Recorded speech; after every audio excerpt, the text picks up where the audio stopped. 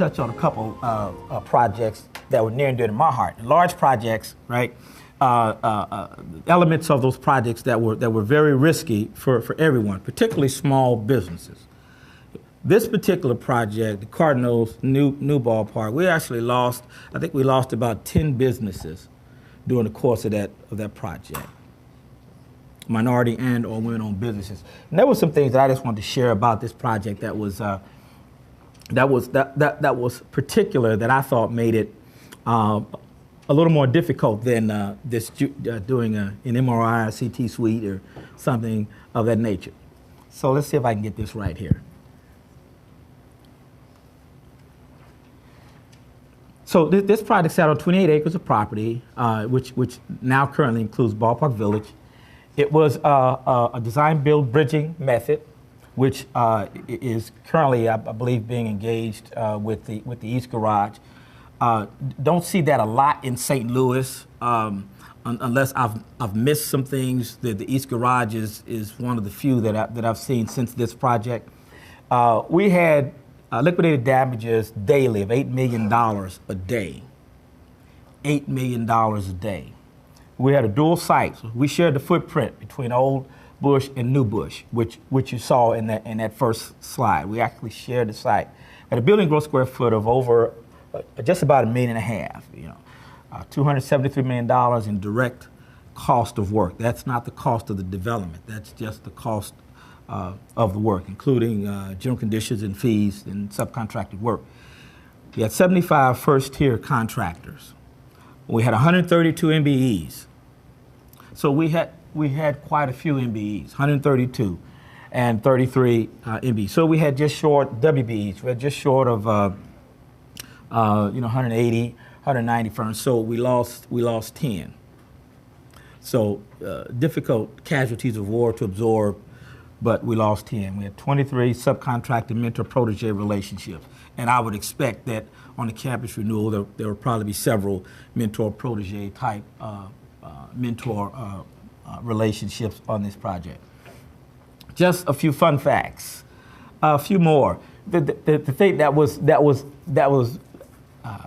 maybe the most funny about the project was we had to do what they call a super flush. Anybody ever been on a big job where they had to do a super flush? Nobody? Okay. You could probably guess what that is.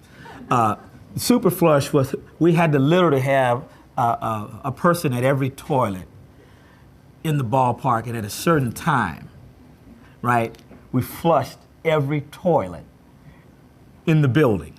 Obviously, we were checking capacity and pressures and things like that, but that was interesting, so super flush. We saved $5 million on a VE because we used some architectural precast panels. So the red brick you see when you pull up to New Bush Stadium, it's all precast architectural panels. We did have some hand-over-hand brick, but we saved $3 million in the demo of Old Bush because the painted white sunscreen at the top of Old Bush, if you remember, that was painted with lead-based paint, and we got the EPA to approve for us to crush it for what we call beneficial reuse. And we use it as part of the excavation for New Bush. And so it would have cost us a lot of money to segregate that material because it had lead in it, but we were able to get that approval. So just a very difficult process to go through to get those approvals. We had just shy of 2,400 PCOs, which ultimately ended up change orders. So we had multiple budgets that we managed, IGMP, OGMP. I managed both of those budgets. We had acceleration and project contingencies. We managed the cleanup through a composite cleanup program. Every sub had to put in a certain amount of hours each week, and we logged it, so there was no one person or entity responsible for cleanup. And then, of course, we had an OSIP program, which is what will be in place here. So just a quick list of some of the data sources that I use: KPMG, OSHA, some information from the Department of Health Administration, Virginia Commonwealth, the Project Management Institute, and then some other sources here locally Just sometimes people want to know where you got some data. Missouri Baptist Medical Center, the most recent bed tower that has been built by BJC. I was fortunate enough to be the BJC senior project manager responsible for this project. And I think there's a couple people in this room that were part of the project. Dave Malamphy, sitting back with the ACW, was one of the leads for the construction part of the IPD. Very, very complicated project. If for no other reason, we paid for it through 4 different buckets of money. 4 different buckets of money, and we moved money from one bucket to the next in order to pay for different things, and we did a true up at the end. So very, very interesting way to budget. We gave several $millions back at the end, but this was a wonderful project. Dave will attest to some of the challenges that we had, but we got through it as a team. It was the second integrated project delivery method that BJC engaged in. The first one was the St. Peter's bed tower, which was $20 million. This one was much larger. But we had the tower, we did the garage, we relocated the helipad, we had tons of site work and the raising of the parking lots and in the electrical substation. So won't go into all of that, but that's in your presentation. Just helping you to understand some of the things that go into some of the larger projects that, depending on what your role is, it touches you, or it may not touch you. But because of my role, it touched me in several areas. So I wanted you to sort of understand some of the complexities of it.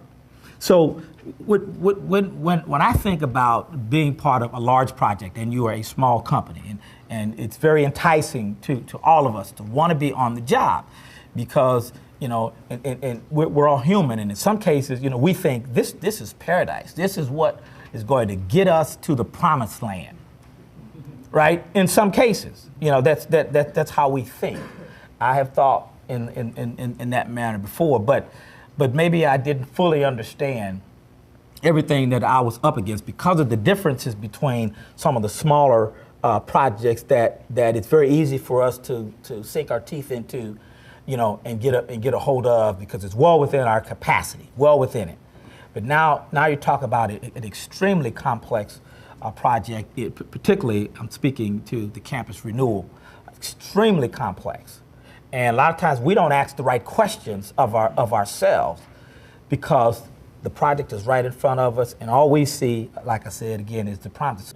Being exposed to a large project is a hazard. It's a hazard.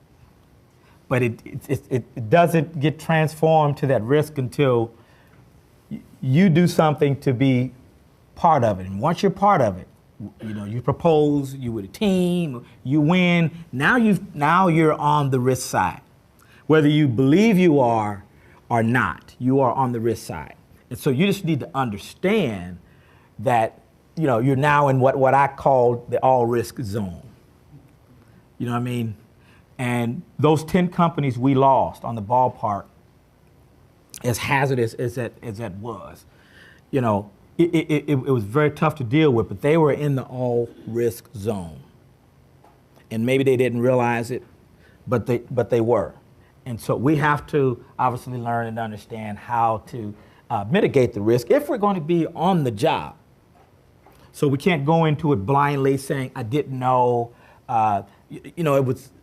Well, I won't get into that, but there was a document that I was looking at yesterday. I think it's the revised safety manual. It was 208 pages long with all of the appendixes, and I didn't get a chance to read it because I got it in the afternoon. But just perusing it, I thought to myself, would I, Marvin Johnson, if I had a construction company, again, would I want to be on this job? I asked myself, after just perusing it and all of the appendixes, and I talked to Rob McNeil this morning. I said, Rob, is the OSIP insurance manual, that's not part of that. He said, no, that's separate. So I've got that. I've got both of them. and just ask it, not even talking about scope. And I had to answer him. I said I don't know, because I'm mature enough now in the industry to know that difference between the hazard and the risk. And sometimes I would prefer to leave the hazard as a hazard. So why do projects and people on projects experience failure? I think that's if we had an answer to that, we can bottle that up and sell that anywhere in the industry.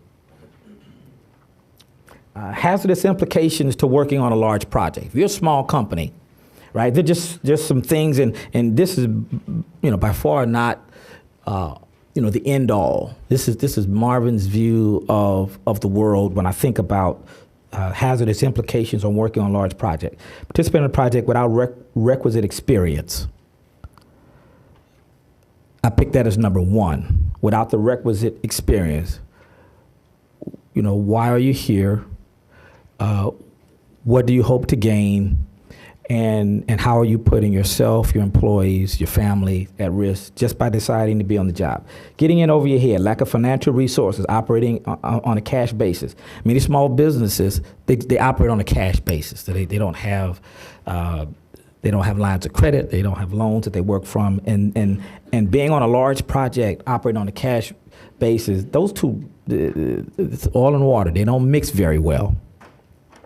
Not to say that there couldn't be a program in place to help with that, but short of having something in place to help deal with cash flow, and everybody in here knows what I mean when I talk about that, because payroll comes around for some of us every week and some of us every 2 weeks, and it feels like every 4 weeks. Lack of project team with demonstrated experience, talked about that. Insufficient trade, vendor, supplier, credit relationships. Was talking with someone just this morning that they were asked to be part of a project. They are a contractor, self-perform work. They were asked to buy all the materials. Not set it, just buy it. And the question was, Marvin, will that fly? No, that doesn't fly. If you self-perform, don't agree to just buy the materials. Right, so just, educational thing. Lack of contract knowledge. One of the things I remember on the ballpark, we had a contractor. It was a plumbing contractor who was a sub to DeLuca, and the sub, the second tier, never read his contract to understand what the flow down provisions or the mutual rights and responsibilities were that flowed from Hunt, who I worked for, down to the first tier, down to the second tier, and that's where they got hurt. Because they didn't know that they could ask for a copy of the first tier's contract to understand what those provisions were. So we'll get into that a little bit later. Unsophisticated internal controls, accounting, job costing, tracking, reporting, project management, insurance limits. All those things, you have to be aware of that. I mean, those sort of present a real but on the flip side, I don't want to just talk about the hazard. I think there's some real advantages if you can be part of a large project. I think it helps the industry, particularly with respect to small businesses. A high level of market growth, high performing team with demonstrated experience. It helps you there. It helps your corporate experience. It increases your firm marketability, and certainly team opportunities for future work. So it has its advantages. It's a real almost needle in a haystack type of thing, making sure the stars line up so that the opportunity that you have fits your requisite experience. Job creation. We generally get to hire people. If you're on a large project, and that's always a good thing. Job creation, whether it be trades, whether it be on the AE side, CM, GC, it's good we get an opportunity to create jobs as a result many times of being on a job. If you're specialty trade, all the tiers, it's just generally an advantage, general and administrative. So that's some of the advantages of being on it. It does increase your financial strength if you hopefully have some good internal controls in terms of how you spend the revenue, and you're not doubling your G&A expenses, and so that then takes away from the net revenue, for growth and profits and wealth building opportunities. We talked about that last year. Implementation and integration of new systems. You know, we all get to learn more about new delivery methods. I had never done a bridging method before, but didn't understand some of the advantages of it from the owner side, but got to be exposed to that. Speed to market strategies, strategies for, you know, prefabbing of building components, mechanical, as well as carpentry, you know, whether it be walls and other prefab units that help with efficiency and time and cost. Web-based project management systems, of course, OSIP and CSIP. You know, many of you may never be part of a CSIP, but it's just a contractor-controlled insurance program. There aren't a lot of contractors here in St. Louis that employ that on a regular basis. There are a couple. And of course, OSIP, exposure to the new technology, communication, advancement and strategies. That communication, you know, I could wipe everything out of this presentation and leave that one word, communication. And my experience has taught me that is the one key element that I have seen that have caused not just project failure, but failure inside of a business with respect to that. And we've got some issues of communication that we'll talk about. Projects experience failure as a result of scope creep. And when I say projects, I'm generally talking from a small business standpoint, you know, what elements are there that could potentially hurt you. Scope creep, poor planning, whether it be poor planning on your part or poor planning on your first tier or the prime. Sometimes we get caught in between a rock and a hard place where we are a sub on it, whether it be first or second tier, and there are issues where there's been scope missing or left out or omitted, and it comes down to us and we don't know how to defend it. A lack of leadership, clear management, direction, and involvement, incomplete specifications. You should have put drawings on there as well, but you know, sometimes the documents aren't complete. And we need to know that and be able to recognize that, so that if there are RFIs, if there's requests for clarifications, we need to be able to write those things. And we're going to talk about writing here really, really quick. Mismanagement of expectations and corrective action. The reason mismanagement of expectations occurs because there was never an understanding. You know, a lot of times we get involved in projects many times, not all the time. But many times we get involved in projects just because of our ethnicity or being a woman. Not all the time. And hopefully we're always growing out of it. I call that the least desirable dollar. The most desirable dollar to me is a dollar that I get, that I go to the end user and they hire me because of experience, reputation, you know, demonstrated results. But a dollar is a dollar. But there is a most and a least desirable dollar, at least in my book. That's the way I define it. Mismanagement, all are functions of poor communication. So there we are, back to the issue of communications, poor communication. Everything we seem to talk about drives back to the issue of communication. Here's some things as I read something from the PMI. There was a study that really dealt with the issues of so just over half projects when communications are not sufficiently clear and detailed, they experience certain levels of failure. You know, for companies engaged in large-scale infrastructure projects, that can mean the difference between profitability and crippling loss. So you know what that would mean for some of us in terms of not communicating effectively and managing our risk. Again, that's something that you can read at your leisure. Mitigating the risk of project failures. There are some things that we can do to help ourselves, and many of us are doing those things now. But KPMG did a study and it said, although the engineering and construction industry has made great strides in managing risk, 77% of respondents, these were KPMG is a global research company, and within our industry, they put out an annual report. In 2013, there were just a number of things in there. I just sort of picked out a few things as I was looking at risk and communication. 70% of respondents report underperforming projects due primarily to delays, poor estimating, and what else? A failed communication process. Communication is the key to a successful project experience, regardless of what your role is. It doesn't matter if you're CM